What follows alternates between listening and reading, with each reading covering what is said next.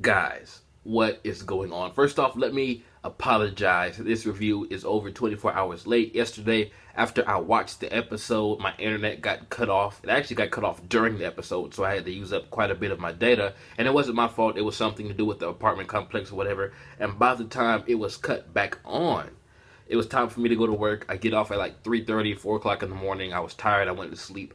But I watched this episode twice yesterday. I sacrificed the fucking data or whatever. I said, fuck it. And then I watched it twice today. So that's a total of 4 times. So needless to say, I'm about to review the shit out of this episode. And this episode single-handedly moved Erased from one of my favorite seasonal anime to one of my top 10 favorite anime, period. Because, alright, we all know why Erased is so awesome. I don't have to go into much detail in that, especially if you watched all the way up to episode 11, I think we're on.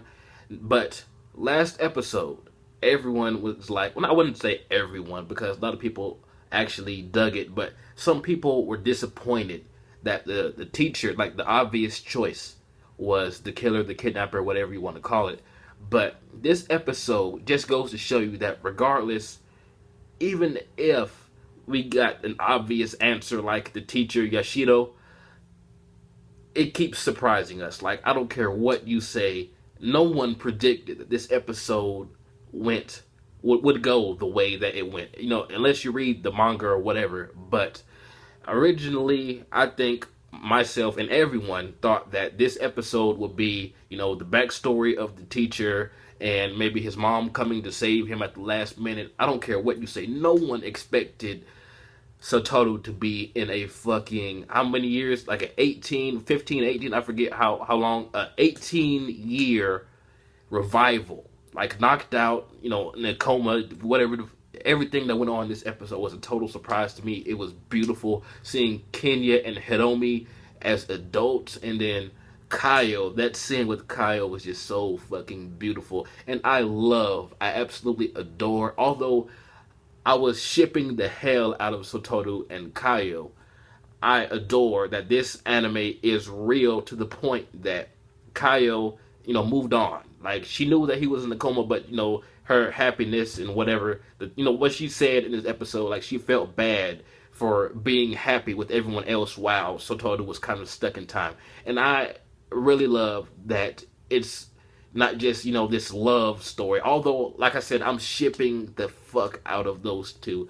I'm just glad that Kayo is happy, and I did not expect her to get with Hiromi of all people. Wasn't Hiromi like the younger, more feminine kid? It's just awesome to see where Kayo was from like the first 9 or 10 episodes to where she is now with the kid, a happy family, smiling, beautiful, and Satoru's face when he saw her, just tears bawling out of his fucking eyes and saying congratulations, and their talk, I'm like, man, oh man, this anime hit me right in the feels. Seeing his mom take care of him for the past, I think it was 15 years, correct me if I'm wrong. I watched the episode 4 times, and I don't remember small stuff like that. But yes, his mom took care of him all of those years with hopes that he would wake up. I don't care what anyone says. Sotaru's mother is the best mother in anime, period, that I've seen anyway. I mean, she tops Kushina.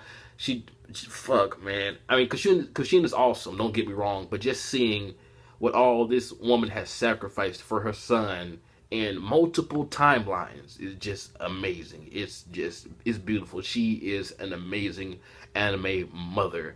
And I think, you know, it sucks to say this, but mothers like Kayo, that's a real problem that we have in the real world. And just seeing a comparison of 2 different types of mother in the same anime, I think that it really can make you appreciate your mother a lot more. You know, if you don't have a mother, if she's passed away or you're an orphan or whatever, at least, you know, it may make you appreciate your guardian or whoever's raised you better, because it could be a lot worse. You could be in a much worse position than you are now. And I think that his mother is there to paint that picture. That's what I think her purpose is in this anime, and it's really, really well done. And also about Satoru's memories, I'm like, damn. As soon as Yoshido popped up, I'm like, Satoru, please remember what this guy did to you. And that spider string thing at the end that was leading off the edge of the building. I don't know if it was going straight up or if it was like going off over the edge of the balcony or whatever. And that's the same ledge that Satoru falls off of, or supposedly falls off of, in the opening. So I'm pretty sure some crazy shit is about to go on. And this backstory about the teacher and his hamster named Spice, he's a weirdo. He's a fucking psycho. And I always thought the ending of this show was kind of crazy. It's artsy, you know, there's colors everywhere. But after hearing Yoshido's story about the hamster Spice, I think that the ending is actually what's going on in the teacher's head, because it's, you know, it's crazy, it's abstract. It seems like, you know, the thoughts of a crazy person. And why I say this is because it never made sense to me until now. There's one scene, I think it lasts for like 2 seconds, of a hamster wheel, you know, spinning, and it's on fire, and then as soon as it goes away, Kayo is there standing underneath the, you know, silhouette thing or whatever. So I think that that's supposed to kind of symbolize how the teacher thinks, because now that I watch it and after hearing the teacher's explanation of why, it's not why he's so crazy, but basically what inspired him to do what he's doing now with the spider's web and whatnot. I think the ending is a very specific ending catered towards the teacher Yoshido. But watch it, tell me what you think. I may be thinking too much into it, but it really seems like his thoughts and something you will see in the mind of a madman. It's a beautiful ending. I love the song, the visuals. But yeah, and speaking of endings, the opening, a lot of people didn't notice, because I mean, I'm not sure if a lot of people did or didn't, but I didn't get many messages about it. Every single scene that Satoru has been in the opening, normally he's not there. Like, Satoru is absent from the entire opening. Watched it. It's as if he's been erased. Pun intended right there. So I thought that was a pretty cool addition, especially since he's lost his memories. And that's why the voice in his head is still his kid version, because in his revival, when he first did it, it was his adult voice talking, like, you know, in his head when he was a kid, and now it's like the complete opposite. And I think that's a very cool, very small detail that you really have to think about and notice for it to be appreciated. But I think that's fucking awesome. And just seeing him struggling to walk and actually overcome it and getting up on his feet after falling so many times is inspirational. This entire episode was fucking inspirational. That's the best word I can use to sum this episode up. It was inspirational. It was heartwarming. That girl with the bone marrow transplant, I think, I'm pretty sure she's going to pull through thanks to Satoru, but I don't know. Maybe fucking Yoshido, maybe he actually already killed her, because when he left, he claimed that she was asleep. So maybe he's going to let the nurse discover that she, you know, died or whatever. I don't know what the deal is with him putting his cell phone by her belongings by the door or whatever. I don't know what's going on with that. But Yoshido, he's a twisted motherfucker, man. And I knew he meant business. I knew he was up to no good when he wheeled Satoru to that secret elevator to the roof, and he put on gloves. Like, somewhere in a transition between when he first put his hands on Satoru's wheelchair and when they got to the elevator, he put on gloves. Like, he's about to do something. He's about to try to hide it. He's not trying to leave any fingerprints. But I would think a hospital that big would have cameras. But, I mean, fuck it, I don't know. Since it is like a delivery entrance, like he said, in a delivery elevator, I don't really see why they would need cameras back there. But either way, I don't know what's going to happen. Satoru claims he got his memories back as soon as they got up there and he started talking or whatever. So what can a wheelchaired Satoru do against a seemingly healthy, you know, middle-aged man?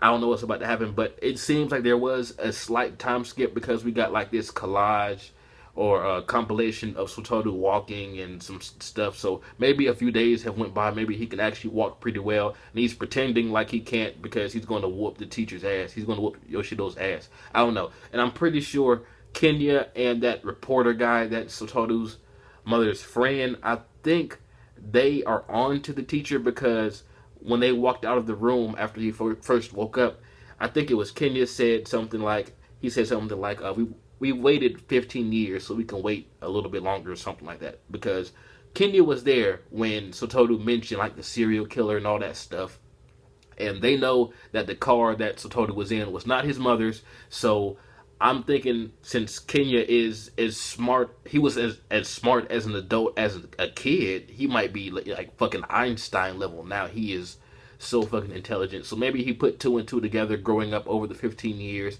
and he's like, maybe Satoru wasn't actually bullshitting. Maybe this was not actually a game. Maybe there was someone out there that actually wanted to hurt kids, and maybe he actually knows that Yoshido is behind this. But I think that he wanted to interrogate Satoru and ask, like, hey man, I'm your bro, tell me what the fuck happened. But of course Satoru didn't know up until the point where he reached the roof. So if Satoru gets down from that roof in one piece, everything's going to end. Yoshido's going to be locked up, maybe even die. Maybe he's the one that falls off the roof. I don't know. But it's down to the wire right now. It's Satoru versus Yoshido. No one else is up there, to our knowledge anyway. They may have been followed by Kenya, maybe his mom, maybe Satoru's mom or something. I don't know. But whatever happens on that roof is going to determine how this anime ends. I mean, it sucks. It sucks Kayo and Satoru didn't end up together, but I think it made me appreciate this anime a little bit more, because I was shipping the fuck out of Satoru and Kayo. I really was. But I can understand, 15 years of him being in a coma, she has to move on, her happiness, all that stuff. So I'm glad this anime stuck to that, realism, thing. So I'm happy that she's happy, because seeing where she came from and seeing where she is now, from being abused and, everything that happened and actually killed at one point, was just fuck. Until where she is now with a family, with a child, married, and, with Hiromi, I was not expecting the Hiromi thing. I don't remember if I said this or not, but that's the last person I expected Kayo to be with. Maybe the chubby kid, maybe Kenya, but I did not see Hiromi coming at all. But I think that if Satoru was not in that accident, I think he would have been with Kayo. But since there's nothing he could have done, being in a coma for so many years, what are you going to do? But anyway, tell me what you guys think. This episode was amazing, man. The feels. When Satoru saw Kayo and those tears rolled down his face, my heart dropped. And when he said congratulations, it was just such a beautiful thing. Satoru's mom is the best mom in anime, hands down. There's no argument about that. I mean, like, seriously, how can you argue this? She took care of her son for 15 years. 15. That's a long ass time to dedicate your life to someone other than yourself. That's fucking man. Anyway, tell me what you guys thought about this episode. This has been jbDAuchiha. Like, comment, subscribe. I cannot wait for the final episode next week. I will get that one done on time. I don't care if I have to use up all my damn data. It's going to happen. But anyway, like, comment, subscribe, and I'm out.